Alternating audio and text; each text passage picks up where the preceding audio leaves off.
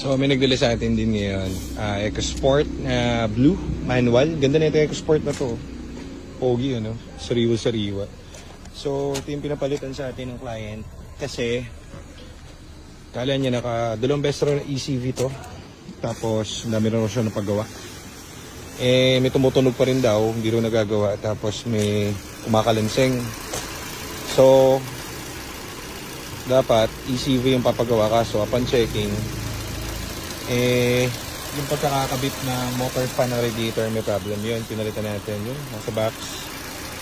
Tapos nagpalitin tayo ng reservoir kasi mas malamig na siya ngayon. Hindi yata alam ng client na nag-overheat na siya kasi nahihilaw yung aircon. Nakaraan nila ECV pa rin yung problem.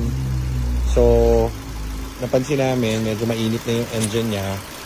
Tapos may kumakalansing na, nag-overheat na siya nun. So kasi overheat niya, all goods na. Binibenta sana ni ma'am. Sabi ko, ma'am, ganda ng unit mo, bibenta sa amin.